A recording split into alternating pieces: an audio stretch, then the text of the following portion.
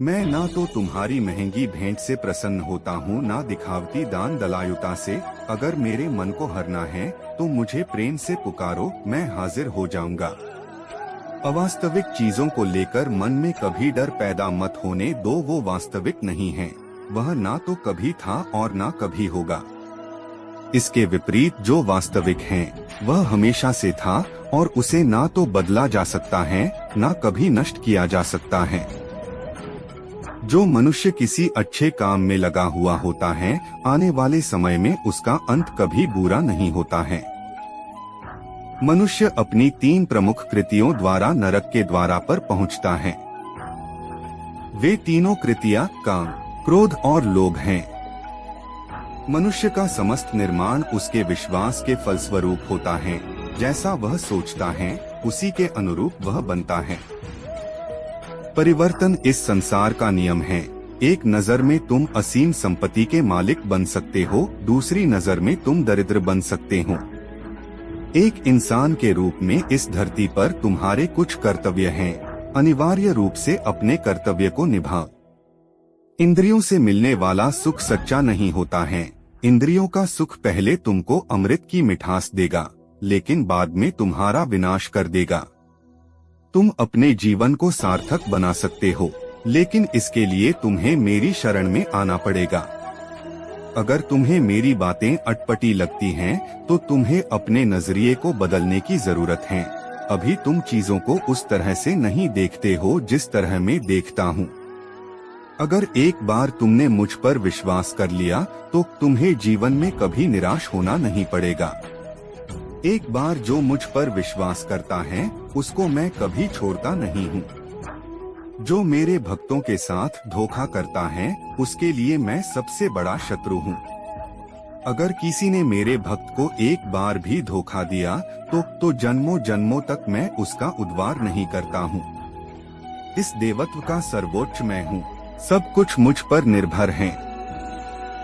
अगर तुमने मेरे बारे में जान लिया तो तुम्हारा कल्याण निश्चित है। मैंने अभी तक तुम्हारे शरण में आने के प्रस्ताव को स्वीकार नहीं किया है, क्योंकि तुमने अभी तक पूर्ण रूप से समर्पण नहीं किया है। जब तुम शुरुआत करोगे तो स्वाभाविक रूप से तुमको असफलता मिल सकती है।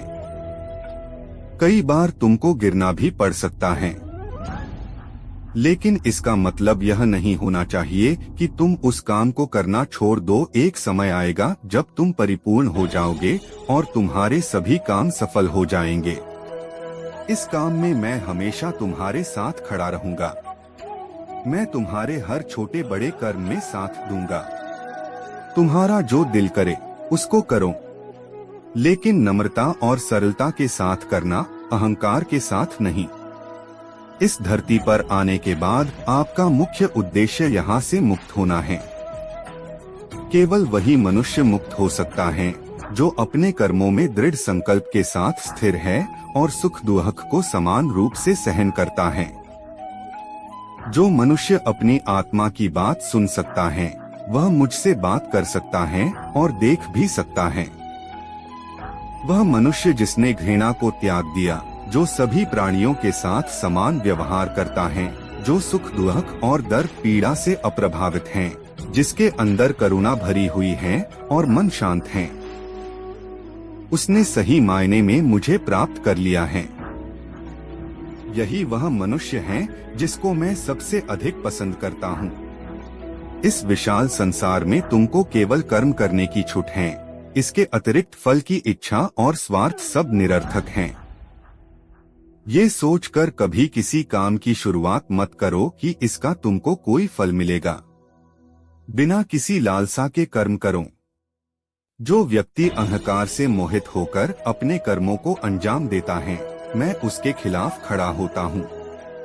तुम हमेशा के लिए यहाँ रहने वाले नहीं हो। तुम्हारा जीवन बहुत सीमित है।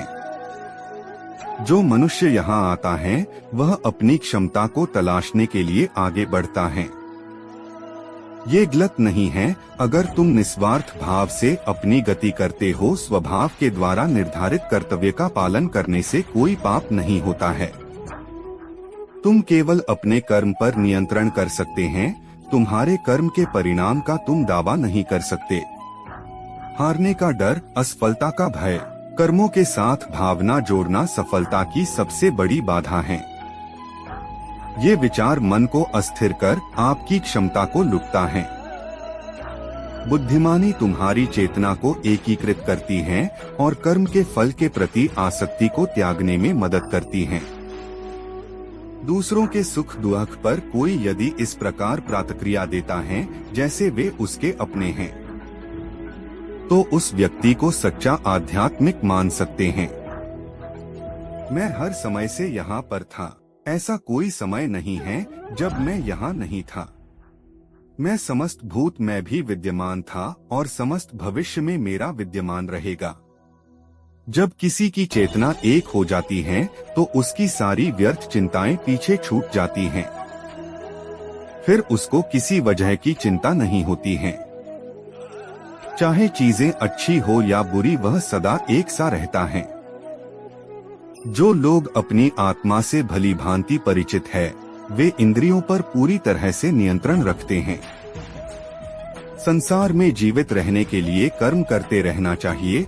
अपने कर्तव्यों से दूर रहकर कर्म से बचने की कोशिश नहीं करनी चाहिए। जो सुना है उस पर विश्वास मत करो। कुछ लोग अपने विवेक से मुझे अपना बनाते हैं, कुछ लोग ज्ञान से, कुछ लोग कर्म से, कुछ योग से। तुम मुझे किस रूप में प्राप्त करना चाहते हो, ये पूरी तरह तुम्हारे ऊपर है। तुम मुझे जिस रूप में बुलोगे मैं उस रूप में हाजिर हो जाऊंगा। जब मनुष्य सांसारिक विषयों के बारे में सोचता है तो आसक्ति आ जाती है।